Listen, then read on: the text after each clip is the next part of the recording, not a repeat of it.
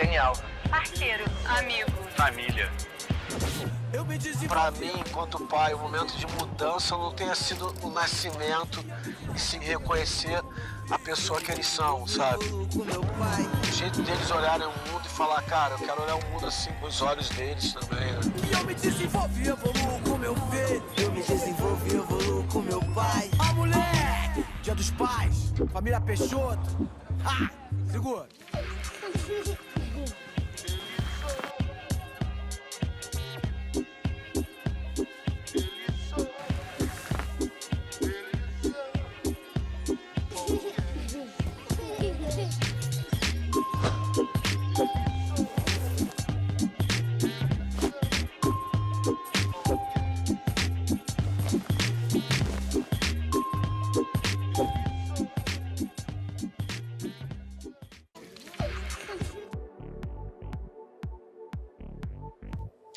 Boa tarde a todos. Obrigada por estarem conosco aqui na videoconferência de resultados do segundo trimestre de 2025. Como vocês puderam ver nos materiais que divulgamos ontem, apresentamos mais um trimestre consistente, com avanços na nossa estratégia. E para contar mais detalhes desse processo, estou aqui hoje com o André Farber, nosso CEO, com o Miguel Cafuruni, nosso CFO, e também com o Francisco Santos, que é o executivo responsável pelos serviços financeiros. Bom, nós vamos começar a apresentação e, na sequência, abriremos para a sessão de perguntas e respostas. E lembrando que, para participar, é só clicar no ícone e levantar a mão e aguardar até ser anunciado, ou então também pode enviar por escrito no ícone Q&A. Antes de começarmos, vou só dar alguns avisos importantes que também estão na tela. Essa apresentação está sendo gravada e contra com tradução simultânea. A apresentação será em português e a versão em inglês está disponível no nosso site de RI. E também, eventuais declarações sobre perspectivas, elas refletem expectativas da administração e não garantem resultados futuros. Bom, era isso, então agora eu passo a palavra para o André. Obrigado, Isa. Obrigado, Miguel. Obrigado, Fran, por estar aqui conosco hoje. Boa tarde a todos. Obrigado por estarem aqui conosco na nossa call do segundo TRI de 2025. Numa call que a gente vai estar mostrando um resultado histórico. É o melhor segundo trimestre da Riachuelo da história. A gente está muito orgulhoso com o resultado. É um resultado muito potente e a gente vai detalhar o porquê que a gente chegou ali, quais são as principais alavancas que nos trouxeram até aqui. Nesse comecinho, já queria trazer para vocês assim, como que a gente chegou nesse resultado tão potente, o que nos fez chegar nesse número aqui, que é um número histórico da companhia. Acho, em primeiro lugar, um same-store forte, particularmente na nossa categoria principal de vestuário. Então, a gente está muito orgulhoso aqui do resultado. Segundo elemento do nosso resultado muito forte, a gente conseguiu fazer isso com uma expansão de margem. A expansão de margem foi de 2,1 pontos percentuais. Então, a combinação desses dois números faz com que a gente, eles se potencializam. E terceiro, a gente continua construindo uma operação de serviços financeiros muito forte, que já dentro de uma base forte, a gente construiu em cima. Então, essas três alavancas de números foram que levaram a gente a esse resultado que a gente vai apresentar para vocês aqui hoje. Gostaria de lembrá-los que assim, eu estou na companhia há pouco mais de 2 anos, tenho falado do processo de transformação que a gente tem vivido, são muitos elementos. Eu trouxe esse slide aqui na nossa última apresentação. Desde a minha chegada em maio de 23, a gente tem feito muita coisa.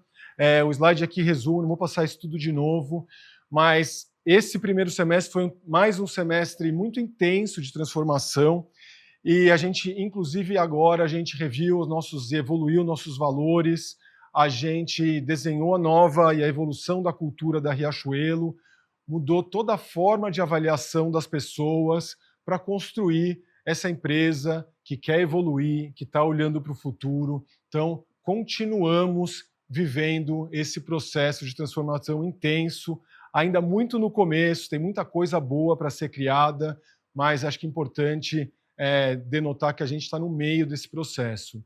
Queria agora ir para um resumo dos nossos resultados, que é o próximo slide. Como eu falei, os resultados são muito fortes, é um trimestre histórico. Começa pelo same-store sales aqui, o primeiro número. O same-store sales de vestuário chegou a 15,8, um resultado muito forte. Um resultado que é reflete o nosso investimento na categoria moda, nos times, em conteúdo de moda, na melhora da experiência. Então, isso fez com que esse número chegasse aqui.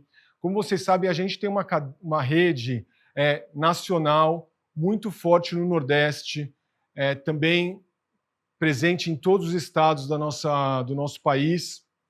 E esse same store foi até mais forte na região Sudeste, onde ele ultrapassou 17%. A gente vê o consumidor do Sudeste reagindo até melhor do que o consumidor do Brasil. Não que o número seja pouco forte nas outras regiões, mas a gente vê até uma performance melhor no Sudeste.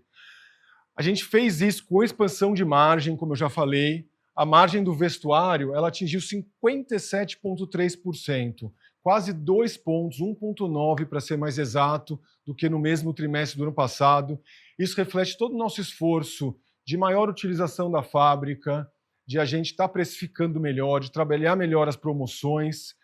E isso fez com que a gente chegasse num EBITDA aqui muito forte, de 15,2 pontos percentuais, um dos melhores EBITDAs da história, talvez o melhor EBITDA aí dos últimos 7 anos. Quando a gente volta para cá, a gente, como eu falei no começo, a operação financeira, a Midway, ela chegou no EBITDA de 111 milhões, a gente já vem trabalhando uma base forte, então foi uma evolução sobre uma base já forte. Aqui a gente cresceu 24% em relação ao mesmo trimestre do ano passado e a gente continua vendo a Midway como parte do nosso core, como algo que pode adicionar muito valor ao nosso negócio e a gente continua aqui bastante otimista. O EBITDA consolidado evoluiu mais de 20%, 21,1%. A gente atingiu o número de 436, é um reflexo da somatória de todas essas alavancas. E acho que a melhor notícia aqui do TRI é que a gente terminou o TRI com um lucro recorde histórico, sim, de toda a história da Riachuelo.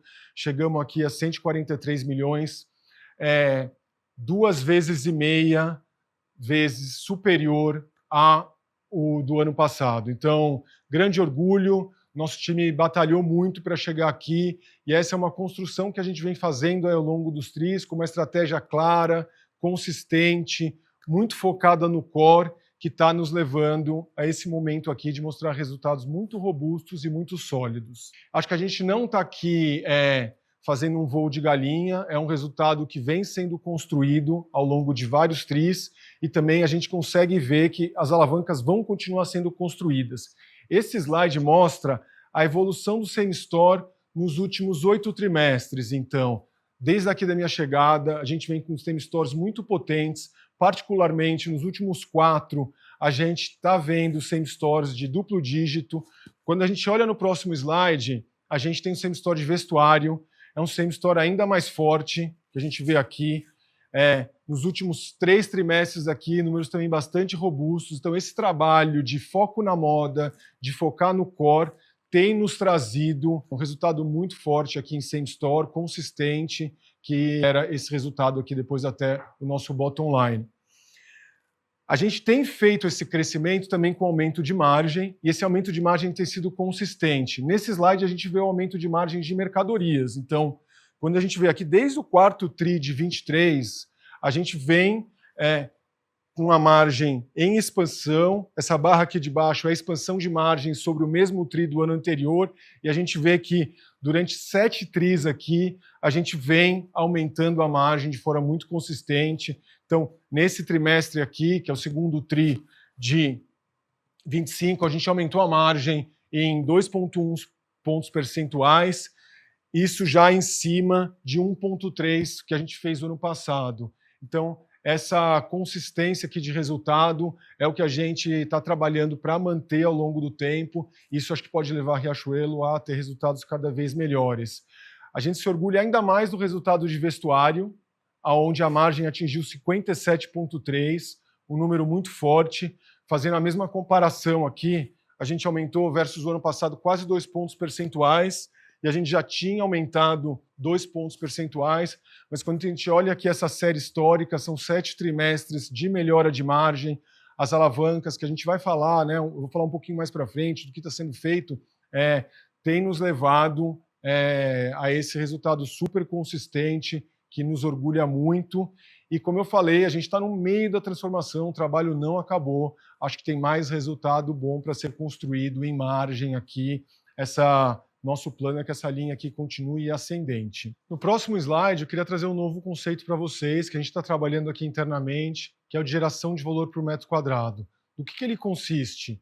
Nós temos um negócio complexo em todo o Brasil, que ele é composto por o que a gente chama de 2 core business, o core de moda e o core da financeira.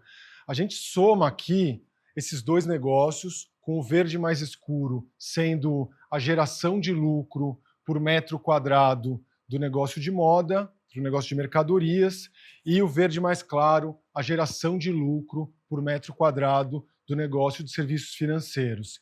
Então a gente vê que a somatória desse negócio, quando a gente pega o que eu falei no começo, uma melhora do same-store sales, com um aumento contínuo de margem, com uma evolução também muito robusta do negócio de serviços financeiros, a gente calcula esse número aqui. E vamos ver como foi a evolução desse negócio nos últimos 2 anos. A gente partiu no segundo trimestre de 23 de o que a gente está chamando aqui de geração de valor por metro quadrado de R$ 1.393 por metro quadrado. E nesse período de 2 anos, com todos esses efeitos, a gente viu que a gente subiu esse valor em quase 40%, na verdade, 38,8% para ser mais exato. Com uma evolução bem consistente aqui a gente andou para 1.644 no ano passado e agora a gente está atingindo quase R$2.000. Então, um número muito potente que mostra que o negócio combinado ele tem muito valor entre o somatório de moda e o de serviços financeiros. E agora, para continuar, eu gostaria de mostrar um pouco, voltar à nossa estratégia, que eu já tenho mostrado para vocês, explicar um pouco o que nos trouxe até aqui, mas também o que vai nos levar para os próximos tris de resultados positivos e para o futuro. Nós temos trabalhado com 3 alavancas, sendo a primeira delas a experiência. Tudo que a gente faz tem que melhorar a experiência do consumidor, tem que melhorar tudo que a gente faz em moda, em produto. Eu sei que eu tenho sido um pouco repetitivo aqui, investir muito nas categorias-chave, feminino, masculino, jeans, infantil, também fazer com que a nossa cadeia esteja cada vez melhor e mais bem preparada para servir a essas categorias. Isso faz muita diferença. A gente vem continuamente investindo muito na marca Riachuelo e também em algumas das nossas submarcas. A gente vai falar um pouquinho mais sobre isso logo mais. Então, a gente acredita muito que quando você traz conteúdo de marca, isso associado a produto, a gente consegue fazer uma experiência melhor. Olhamos que a experiência de loja é um diferencial e que a gente pode e deve continuar investindo nessa experiência, então faz parte dos nossos pilares aqui, investir em loja, investir nessa experiência, seja na arquitetura, seja no design, seja na experiência ali do user, seja no atendimento, e o mesmo vale para o e-commerce.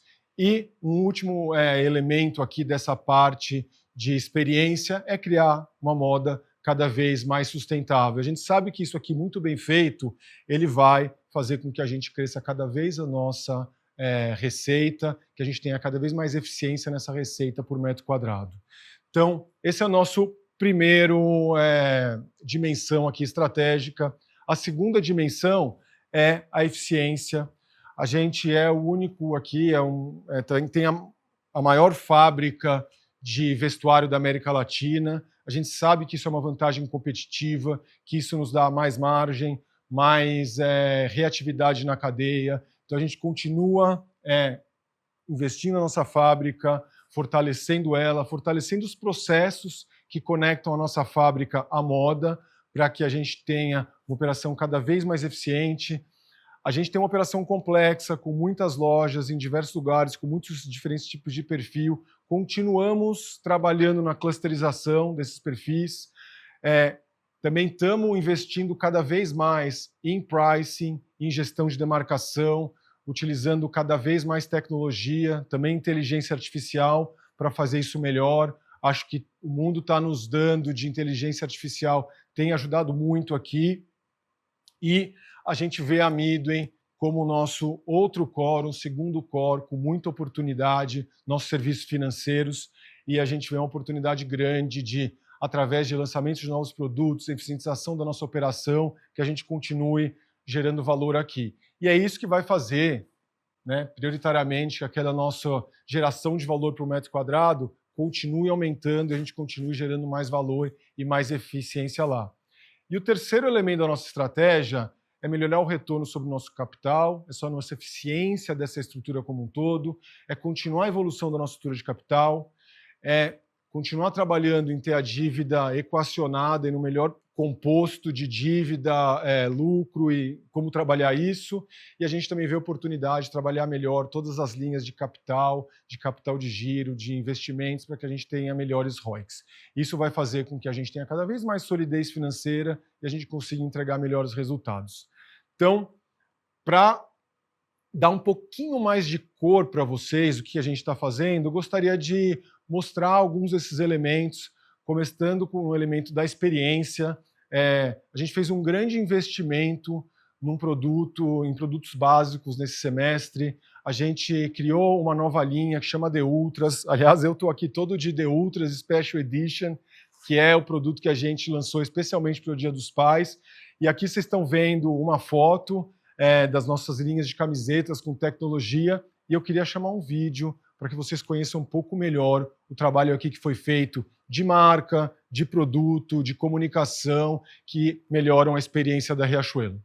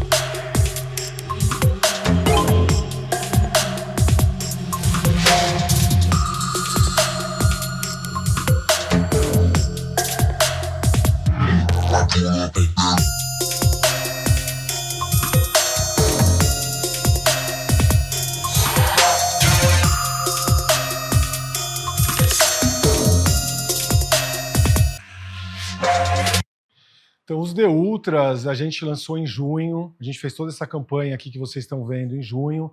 É um produto que é feito na nossa fábrica, a gente usa tecidos especiais, a gente também eleva a experiência fazendo isso, mas mantendo o espírito democrático da Riachuelo, de conseguir servir isso a um preço acessível. Então, a gente acredita muito que o consumidor ele precisa dessas inovações. Com isso, a Riachuelo ganha, o consumidor ganha, e a gente tem visto o sucesso dessa linha, e fica aqui para vocês como um exemplo de como a gente está trabalhando esse investimento em produto, esse investimento em marca combinado, que criam esses produtos que fazem muita diferença na nossa experiência. Vou mostrar um segundo exemplo que está acontecendo agora. A gente, para o Dia dos Pais, a gente pegou um produto nosso que é um produto icônico, é a Polo. A gente é o maior vendedor de polo do Brasil, produto também que a empresa tem há praticamente 40 anos, e polo está muito na moda. A gente relançou há pouco tempo a marca Pool, então as nossas polos são da Pool, e a gente fez aqui uma campanha com novos produtos, novos lançamentos para o Dia dos Pais, falando um pouquinho, mostrando um pouquinho o poder e a potência dessas polos junto com a marca Pool. Vamos dar uma olhada?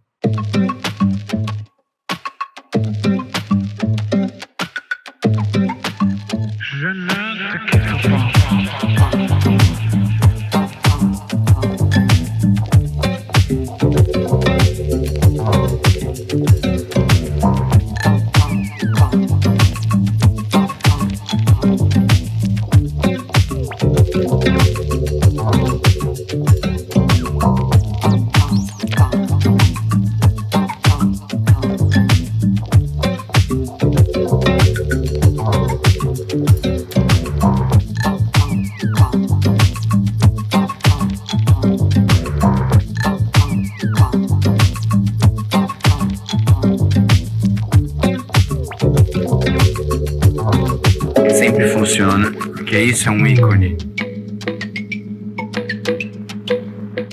Então, aqui vocês conheceram um pouco mais da nossa campanha de Polo Legacy. Foi um investimento grande aqui, feito para o Dia dos Pais. E a gente tem falado também muito de sustentabilidade. Então, queria chamar mais um vídeo, terceiro vídeo aqui, de mostra como a gente está trabalhando produto, sustentabilidade, como tudo isso se conecta também com a nossa cadeia, que é uma cadeia diferente, exclusiva nossa. E queria convidar vocês para conhecer um pouco mais aqui do nosso algodão agroecológico e como a gente está trabalhando isso, qual o impacto que ele gera na cadeia e também os produtos especiais que a gente está desenvolvendo aqui. É na região do Seridó que brota o presente e o futuro de uma moda que transforma: o algodão agroecológico do sertão nordestino. Uma parceria entre Instituto Riachuelo e diversos atores, como Sebrae e Embrapa, que desde 2021 cria valor compartilhado e resgata a esperança através da geração de renda com impacto positivo para mais de 140 agricultores.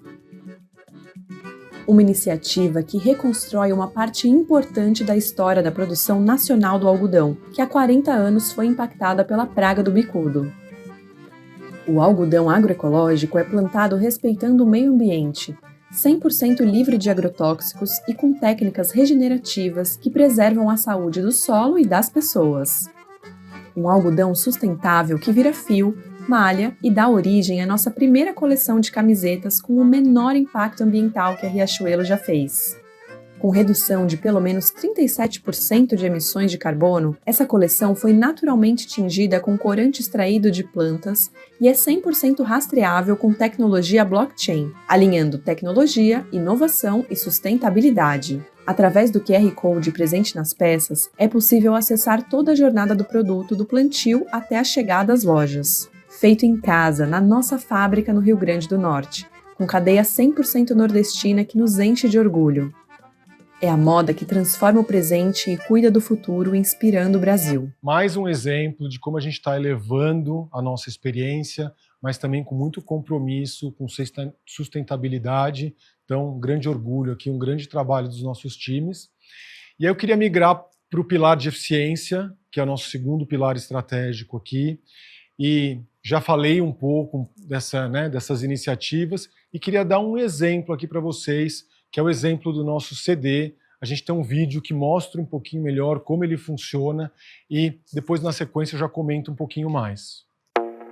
Estamos vivendo uma intensa jornada de transformação. Aceleramos nossa agenda de inovação e tecnologia, impactando frentes estratégicas de toda a operação. Nossos centros de distribuição garantem agilidade na entrega, conectando a indústria ao varejo e alcançando cada canto do nosso país. Em Guarulhos, temos nossa maior operação logística. O centro opera com um alto nível de automação, com controle por SKU e capacidade para movimentar até 30 mil peças por hora. É um dos maiores polos logísticos da América Latina, responsável por 80% do nosso volume de vendas.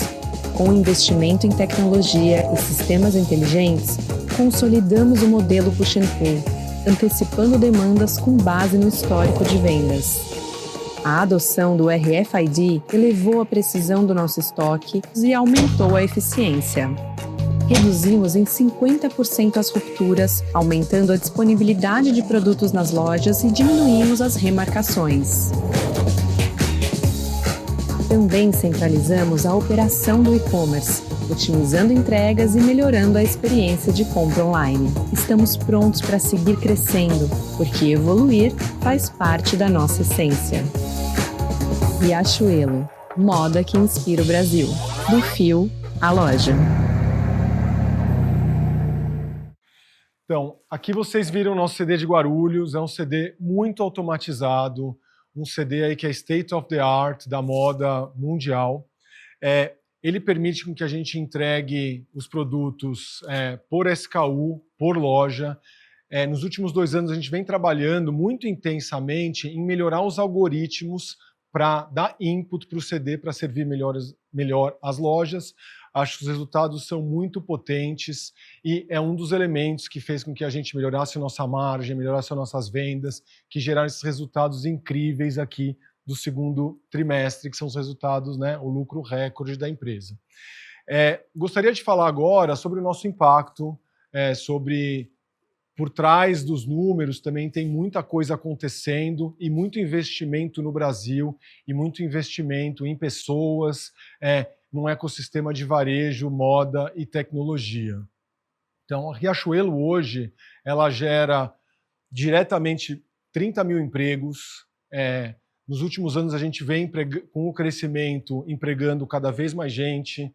A gente desenvolveu uma cadeia de moda no Rio Grande do Norte que empregam indiretamente até mais pessoas, são mais de 3 mil pessoas, e a gente vê que os municípios que estão trabalhando conosco, eles têm um índice de desemprego menor do que outros municípios lá do Rio Grande do Norte. Então é um grande orgulho para a gente poder entregar resultados tão potentes, mas criar oportunidade para tanta gente no lugar que o Brasil mais precisa. Eu acho que outra coisa que a gente tem investido muito é fazer a moda de uma forma responsável, com sustentabilidade. Então, como vocês viram aqui hoje, a gente falou do algodão agroecológico, de até produtos que a gente tem lançado. Daria para fazer uma reunião inteira falando sobre tudo que a gente está fazendo. O que eu gostaria de dizer é que a gente tem um compromisso aqui, a gente faz os nossos produtos, na sua grande maioria, no Brasil, e a gente também vê que isso tem uma vantagem em sustentabilidade. Os produtos que a gente faz no Brasil, eles têm uma pegada ambiental que é menos da metade do que os produtos que vêm da Ásia. Então, isso também é muito importante para evoluir na moda e fazer uma moda com sustentabilidade. E, por fim, não menos importante, a gente tem uma cadeia complexa, uma cadeia que é totalmente interligada, que vai do fio à financeira, que passa por fábrica, passa por loja, tem e-commerce, e a gente faz um investimento grande em tecnologia no Brasil, focado. Esse ano a gente vai investir mais de 600 milhões de tecnologia, a gente tem mais de 600 profissionais dedicados aqui e desenvolvemos tecnologia local, desenvolvendo gente de tecnologia local, que também é um grande orgulho, que enquanto a gente gera esses resultados aqui incríveis, recordes, a gente acaba fortalecendo um ecossistema local que promove desenvolvimento no Brasil. Com isso, eu finalizo minha apresentação. Vou passar aqui para o Miguel, para poder falar um pouquinho mais, entrar em mais detalhes dos números, e volto para falar com vocês na parte de perguntas e respostas. Muito obrigado. Bom, obrigado, André, Isa, Fran. Boa tarde a todos, é um prazer estar com vocês aqui para mais um trimestre. Como o André falou, a gente está muito animado, muito feliz por entregar mais um trimestre com muita consistência.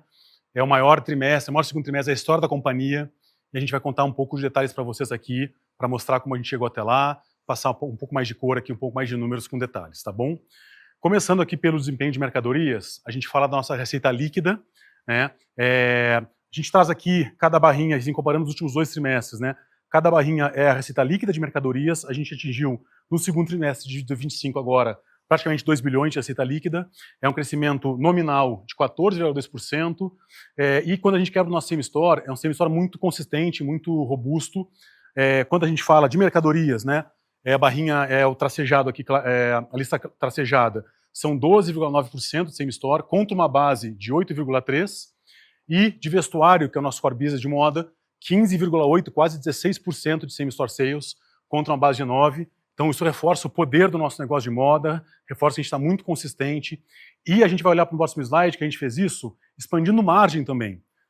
No trimestre, a nossa margem de mercadorias bateu 53,4%, são mais de 2 pontos percentuais de crescimento contra o mesmo período do ano passado. E a margem de vestuário bateu o recorde de 57,3%, também quase 2 pontos de expansão. Isso mostra que a gente está crescendo receita, crescendo margem. A gente vai falar um pouquinho mais para frente, no próximo slide, de como a gente chegou lá. Esse é um slide novo que a gente queria trazer, dar um pouco mais de cor, dar mais clareza para vocês de como a gente chegou lá.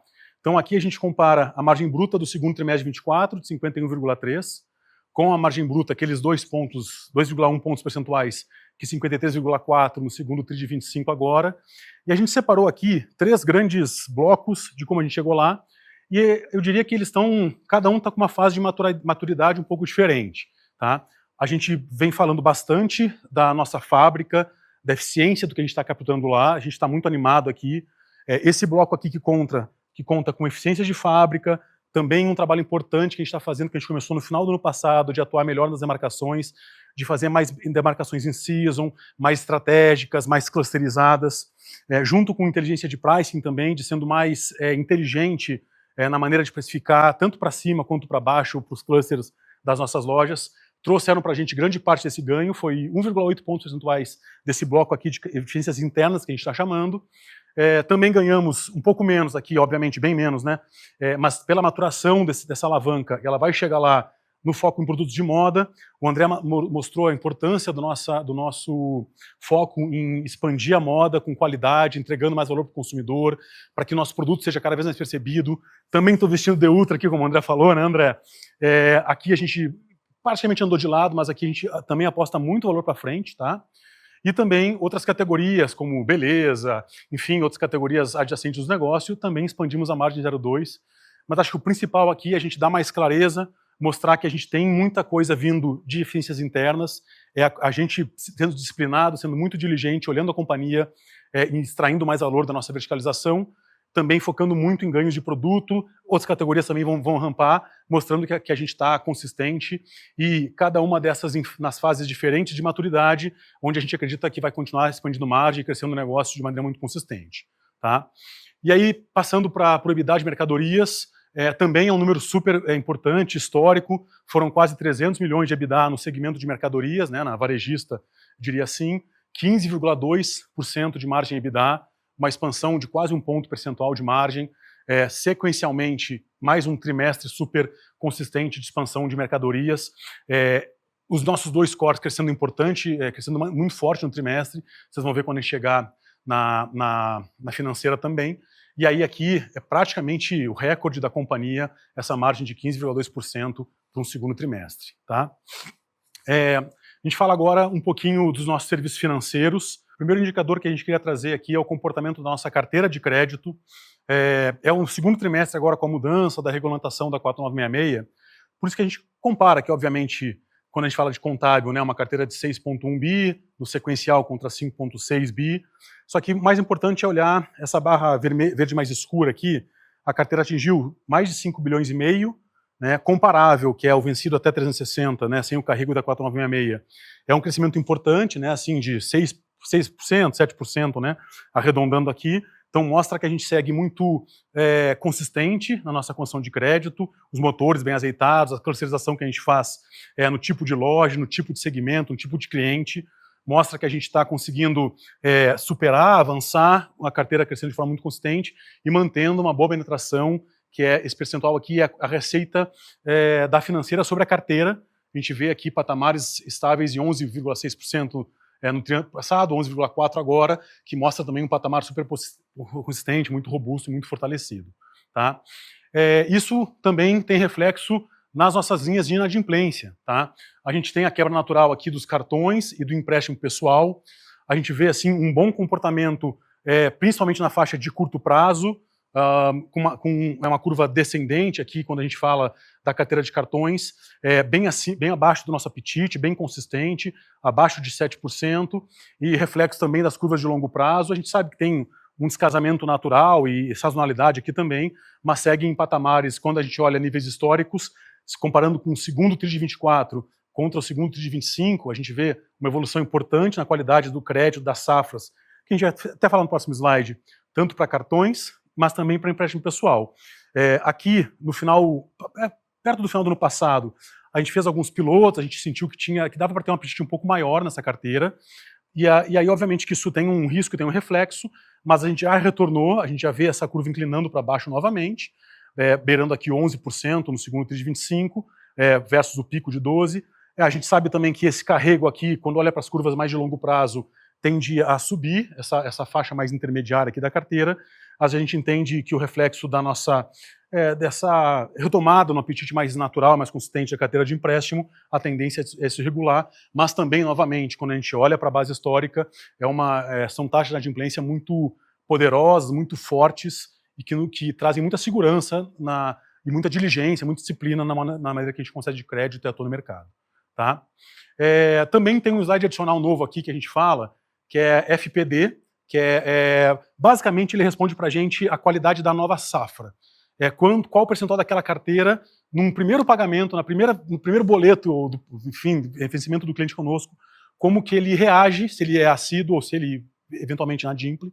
E aqui a gente tem, de novo, a gente traz uma versão mais histórica para mostrar para vocês e mostra que a gente está super consistente nesse indicador. Ele bateu aqui praticamente um recorde dessa recorte histórico que a gente trouxe aqui, 4,3% da FPD, quer dizer que é uma parcela muito pequena e cada vez mais consistente na nossa carteira, atrasa, escorrega, como é o primeiro pagamento, às vezes o cliente tem um cadastro que não está tão bem completo, ou eventualmente esqueceu da compra que fez, e isso mostra a qualidade da safra, mostra que aquelas réguas de inadimplência vão se manter constantes em declínio, porque a gente tem esse indicador que é super importante para a nossa financeira, muito sob controle, muito consistente. Tá? E aí a gente passa, por fim, para o EBITDA dos serviços financeiros, e aí a gente trouxe 2 recortes aqui super importantes também. O primeiro, naturalmente, é a evolução, trimestre contra trimestre. A gente vê que a financeira bateu, de novo, superou 100 milhões de EBITDA no trimestre, eu vou falar um pouco mais para frente disso. Foram 111 milhões de EBITDA, um crescimento de mais de 20%, aqui 24,1% o EBITDA da financeira sobre o ano passado. E aí aqui é um slide também importante para a gente, que mostra um pouco do carrego desse resultado. A gente escutava muito assim que as financeiras como um todo, elas eventualmente têm um comportamento errático. Eventualmente tem ciclos bons, depois ciclos ruins, ciclos bons. E aqui a gente mostra para vocês que a gente já está de maneira muito consistente também na financeira. Quando a gente faz um recorte aqui, basicamente desde o final de 23, ali do começo de 24, acumulando uma performance do last 12 months muito positiva, muito poderosa, e mantendo aí patamares acima de 400 milhões de reais quando a gente olha os últimos 12 meses, praticamente mais de 100 milhões de EBITDA por trimestre. Isso reforça que a gente está gerindo o negócio de maneira responsável, diligente, consistente, para evitar aqueles ciclos de bonança e depois de tristeza que a gente não gostaria de ter. E aqui a gente mostra fazendo isso muito bem. E para reforçar isso, a gente traz também um slide adicional, que é a PDD complementar. Tá? Aqui é toda a provisão que a companhia constitui, que a gente constitui na financeira, acima da regulatória. Tá? Então é uma deliberalidade nossa, da gestão da companhia, demonstrando para o mercado que a gente não está olhando no curto prazo, não está pensando em entregar resultado só naquele trimestre, ou só naquele ciclo. A gente historicamente, contar um pouquinho para vocês da história, a gente historicamente carregava uma PDD complementar entre 70, 80, normalmente abaixo de 100 milhões, que é como se fosse um colchão para evitar esses ciclos.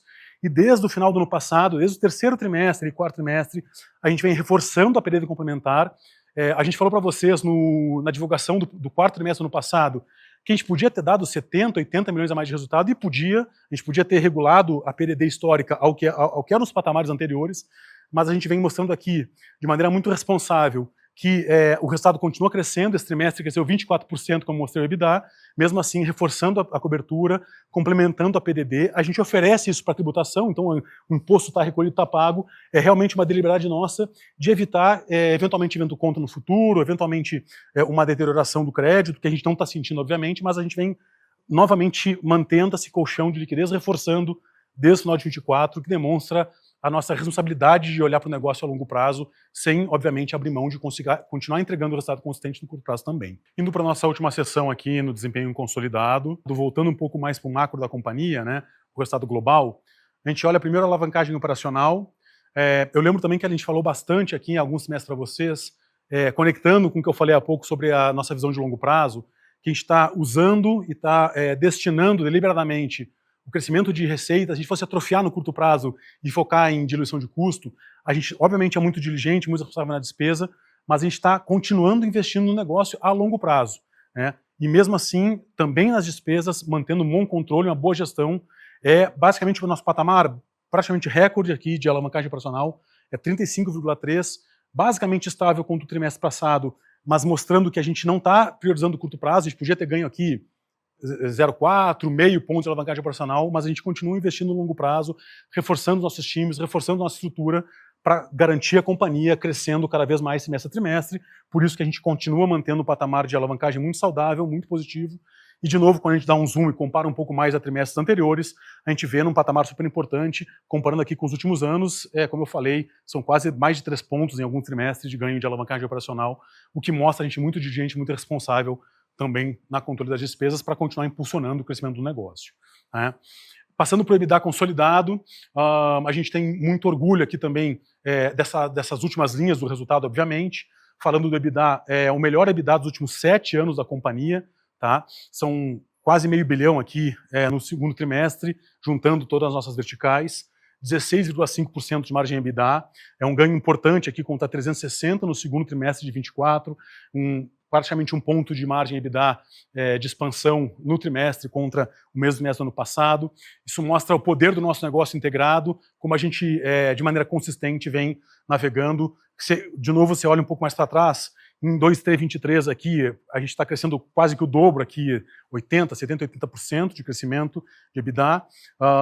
Aqui, 25% basicamente, aqui 22% no consolidado, expandindo margem, mostrando que realmente todas as linhas do negócio estão caminhando muito bem. E a cereja do bolo aqui que a gente costuma brincar. Digamos que assim, o trimestre passado deixou um gostinho um pouquinho diferente, porque a gente ainda não tinha conseguido entregar lucro no segundo trimestre, no primeiro trimestre de 25. A gente está focando muito nisso nos últimos ciclos da companhia. Navegamos quase todos os trimestres do ano passado já acima do prejuízo, com lucro.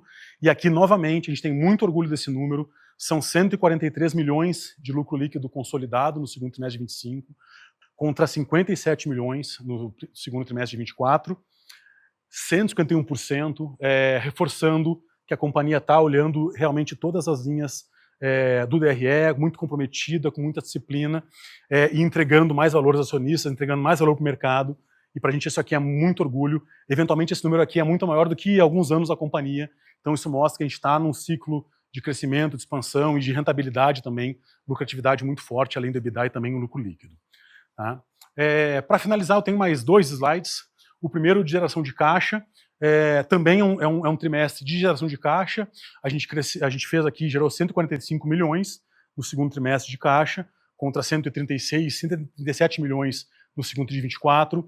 A gente sabe que crescer demanda capital de giro, demanda investimentos da companhia, mas a gente segue, mesmo com crescimento, gerando caixa consistentemente na companhia.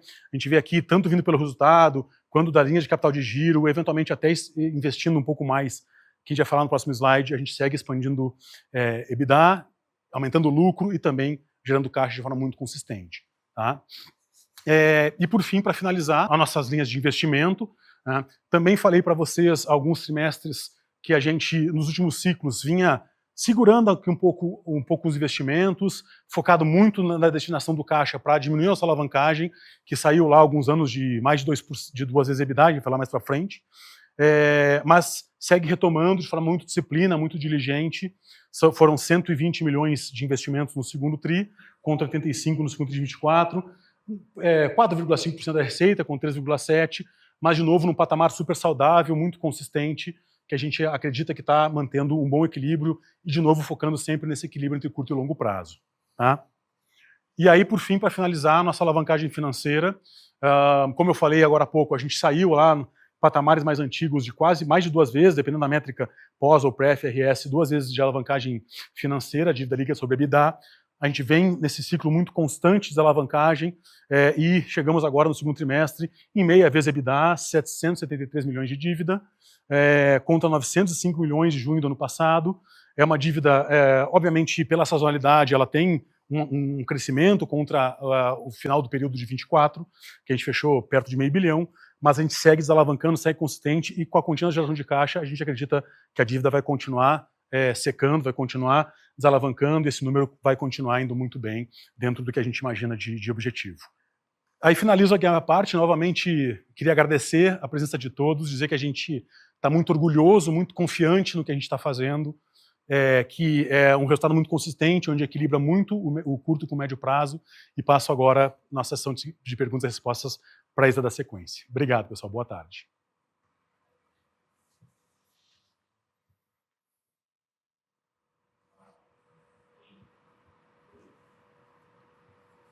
Obrigada, Miguel. Bom, vamos começar então agora a nossa sessão de perguntas e respostas. E a primeira pergunta vem da Daniela, analista da XP. Oi, Dani, tudo bem? Pode fazer sua pergunta. Bom, boa tarde, pessoal. Obrigada por pegar minhas perguntas. Parabéns aí pelos resultados e também bem bacana a apresentação. Do meu lado eu tenho... Eu tenho duas. A primeira é sobre um pouco a perspectiva talvez meio de curto prazo, né? Assim, a gente tem visto muita preocupação com uma possível desaceleração de consumo, né? E aí, obviamente, isso se repercute no setor como um todo. Então, seria bacana se vocês pudessem dividir um pouquinho como vocês têm visto aí a entrada de julho, um pouquinho aqui de agosto. Vocês têm algumas iniciativas bem bacanas, até que o André já trouxe aí de Dia dos Pais, mesmo no lançamento de produto, que eu acho que já pode sustentar aí uma dinâmica melhor. Mas se vocês puderem trazer qualquer tipo de tom, de cor aí do que vocês estão vendo na ponta dessa demanda, acho que seria legal. E aí conectar com ela um pouquinho a percepção de vocês da discussão da eventual volta, né, isenção da taxação de cross-border, se vocês acham que isso é possível, e se acontecer, quais são as alavancas que vocês enxergam para vocês lidarem com esse desafio novamente. E aí a minha segunda, eu achei bem bacana essa questão que vocês trouxeram da geração de valor por metro quadrado, né, só um ponto que eu acho que seria legal vocês nos ajudarem também a compor o que vocês estão mirando, né? Entendo que essa geração de valor por metro quadrado, ela tem tanto um componente de produtividade, quanto também de melhora de margem bruta, né? Mas assim, primeiro talvez, quais são, de onde vem o grosso, talvez, ou mesmo onde vocês estão querendo chegar nessa geração de valor, que vocês vão falar, aqui a gente, obviamente, talvez nunca esteja satisfeito, mas chegou quase que num caminho, numa primeira pernada, talvez só pra gente pensar um pouco nesse filme ali, olhando para frente, até que ponto vocês pretendem chegar. Acho que são essas duas. Obrigada. Obrigado, Dani. Obrigado por ter você conosco hoje. Obrigado pela pergunta. Obrigado a todos aqui por estarem conosco até agora. Acho que são até 3 perguntas, né? Sobre como é que está a perspectiva de julho, do segundo semestre, a nossa perspectiva do cross-border e também essa última aqui geração de valor por metro quadrado. Então eu vou pegar aqui e comentar as 3. Olha, a gente está bastante otimista com o segundo semestre. Como você viu, a gente tem uma série de iniciativas, desenvolvimento de produto, inovações. O consumidor tem respondido bastante bem a isso. A gente tem uma data bem importante agora, que é o Dia dos Pais. A gente está no meio da semana, então estamos construindo aqui um negócio investindo em produto, com inovação. Esses produtos que vêm novos, eles também vêm com uma boa margem. Então, no composto de crescimento do vestuário e de margem, continuamos bastante otimistas. Esperamos aí fechar o melhor ano da história da Riachuelo. Estamos trabalhando por isso. Sobre o cross-border, acho que é importante ver o histórico. É algo novo, né, que a gente vem vivendo nos últimos anos. O Remessa Conforme ele foi implementado em agosto do ano passado, então ele está completando um ano agora. A gente vê que a gente vem crescendo, mesmo antes disso, a gente vem crescendo por 8 trimestres consecutivos, então antes do cross-border, o que eleva a nossa crença, confirma a nossa crença de que, independente do cenário competitivo, o mercado é grande, é um mercado de mais de 200 bilhões de reais, e a gente fazendo o nosso trabalho bem feito, a gente consegue crescer, a Riachuelo consegue crescer, e a gente tem bastante confiança nisso. Mas construindo um pouco em cima, eu não acho que vai ter uma reversão, essa é a minha opinião pessoal, conversando assim, com o mercado. Eu também acho que hoje a gente ainda opera num nível de taxação que é superior ao nível dos cross-borders. A gente ainda vê uma taxa que ela é maior para as empresas que operam aqui, importam via container, do que as empresas que fazem via cross-border. A gente acabou de ver a mudança do de minimis nos Estados Unidos, onde tudo que vem via cross-border vem com a mesma taxação via container, o que para mim é uma total justiça tributária. Então, tenho diversas razões para acreditar que, mesmo que venha, a gente já estava fazendo bem, a gente tem nossa estratégia, mas que não venha e que, se mudar alguma coisa, deveria mudar até no sentido de gerar equiparação, igualdade de taxas e que isso nos coloque numa situação de competitividade igual à das empresas que operam dessa forma. Então, respondendo a segunda pergunta. A terceira, sobre a geração de valor por metro quadrado, é uma forma diferente aqui que a gente pensou em mostrar o nosso negócio. Por que a gente pensou isso? Falando um pouquinho mais, assim, o nosso negócio é um negócio bastante complexo, a gente está presente no Brasil inteiro, a gente tem uma presença no Nordeste maior do que a gente tem proporcional no Sul e no Sudeste. A nossa financeira é bastante desenvolvida e em alguns momentos o nosso negócio ele é prejudicado em termos de produtividade, porque lojas do Nordeste têm uma produtividade em moda por metro quadrado menor que o Sudeste, mas em outros momentos beneficiado porque a financeira tem uma maior penetração no Nordeste. Então, como o business é um ecossistema que ele compõe os dois negócios, a gente quis trazer esse elemento e medir os dois. A gente não dá guidance para onde a gente está levando esse número, mas o que eu gostaria de dizer, o que eu posso te dizer é que estamos bastante otimistas que na financeira tem oportunidade de penetração de novos produtos que vão fazer aquela geração de valor por metro quadrado aumentar. E na moda a gente continua com um trabalho muito consistente de melhorar conteúdo de moda, melhorar a experiência, ao mesmo tempo melhorando a margem, que cria essa exponencialidade de resultado por metro quadrado. E o que a gente espera é que à medida que a gente vai abrindo esse número por mais tris, que esse número tenha uma melhoria contínua. Excelente, super claro. Parabéns de novo pelos resultados. Obrigada, Dani. Bom, a nossa próxima pergunta vem do Rubem Couto, do Santander. Oi, Rubem, tudo bem? Pode prosseguir, por favor. Tudo bem, e vocês, pessoal? Obrigado pela apresentação. Minha pergunta é sobre a inteligência de pricing que vocês mostraram ali. Acho que vocês mostraram várias evidências, né, de investimento em produto, também marca ao longo do ano, não só de agora, mas acho que vem acontecendo há um tempo já. Parece estar funcionando, a gente está vendo a aceleração de same-store sales aqui em vestuário, mas pelo menos olhando os dados aqui que vocês mostram, que a gente consegue acompanhar, ticket médio está praticamente estável, né, uns 3 trimestres mais ou menos, que acho que dá para inferir que uma parte relevante desse crescimento vem de volume, que é ótimo, bem saudável, mas tendo em vista todos esses investimentos que foram feitos na marca, produto, e também até evolução e percepção da marca, pelo que vocês falam, né? Queria ouvir de vocês como que vocês enxergam assim, o tamanho, o potencial de trabalhar melhor essa alavanca de inteligência de pricing, porque acho que tem um espaço aqui até de aumento de preço. Queria ouvir de vocês se isso existe mesmo, especialmente em regiões que estão indo bem, como o Sudeste. Imagino que uma parte já esteja acontecendo sim, mas se vocês pudessem classificar de 0 a 10 em termos onde vocês estão nessa inteligência, execução de inteligência de pricing, seria bem legal entender o potencial aqui dessa alavanca. Obrigado. Obrigado a você, Rubem. Posso pegar essa pergunta também? Eu acho que, como eu falo, né, assim, já há alguns trimestres, a gente está no meio de processo de transformação.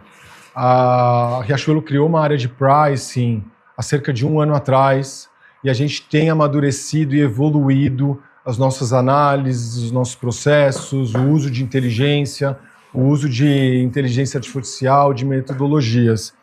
Eu acho que aonde a gente conseguiu já evoluir bastante aqui tem sido na parte de demarcação, onde uma demarcação mais assertiva, mais granular, que começa que no primeiro momento a gente diminuiu, vou dar o exemplo aqui da demarcação, no primeiro momento a gente diminuiu a frequência, a gente fazia demarcações a cada 6, 8 semanas, a gente está trabalhando agora em 2 semanas. A gente está migrando agora para uma demarcação, por exemplo, para modelo, cor, como um exemplo aqui de evolução. E acho que o mesmo vale para pricing. A gente vem precificando melhor, mas eu acho que a gente ainda está no começo, de 0 a 10, ainda a gente está num 3, 4. É parte do nosso processo de transformação, uma área de pricing ainda nova, mas que já captura resultados, mas ainda está longe do full potential. A gente já vê um pequeno aumento na melhora do nosso mix com produtos mais elaborados, com investimento em marca, de subida de ticket médio, mas que no composto geral do negócio, às vezes ele não fica tão percebido, mas eu acredito também que nos próximos tris a gente deveria ver uma evolução contínua. Não é que a Riachuelo vai ficar mais cara, a Riachuelo está muito firme e segura de que o nosso papel é trazer moda de qualidade com com espírito democrático, mas a gente sabe também que a gente pode oferecer produtos cada vez melhores, com mais tecnologia, com mais conteúdo de moda, e que isso naturalmente vai elevando o nosso ticket médio, enquanto a gente mantém a puxada de volume. Então, em um tweet aqui para você, tem muito chão para andar aqui ainda, a gente está no meio do processo. Claro. Obrigado, André. Bom, nossa próxima pergunta vem do Rodrigo Gastim, do Itaú. Oi, Rodrigo, tudo bem? Pode prosseguir, por favor. Pessoal, André, Miguel, Fran, Isa. Queria entrar aqui no tema da margem bruta, e duas dúvidas aqui em relação à margem bruta. Primeiro, quando a gente olha o segundo TRI, 190 bips de margem de vestuário foi um ponto que também chamou a atenção. Eu queria entender se vocês conseguissem dividir esses 190 bips aproximadamente, né, 200 bips, entre o que foi de fato, né, uma sazonalidade boa do trimestre, com mais produtos de inverno, mas o quanto já foi também eficiências bottom-up, né, André, que você mencionou ao longo da apresentação. Então, acho que seria legal tentar pegar esse bridge, essa divisão, essa é a primeira dúvida. E a segunda, entrando aqui também um pouco, né, nessa segunda parte do inverno, no terceiro TRI, o quanto o clima ainda frio, né, e toda essa sazonalidade também de julho, tem ajudado vocês no markdown, né, ou reduzir markdown, né, quanto isso também tem sustentado a margem bruta dos produtos também nessa dinâmica entre sazonalidade e execução. São essas duas dúvidas. Obrigado, pessoal.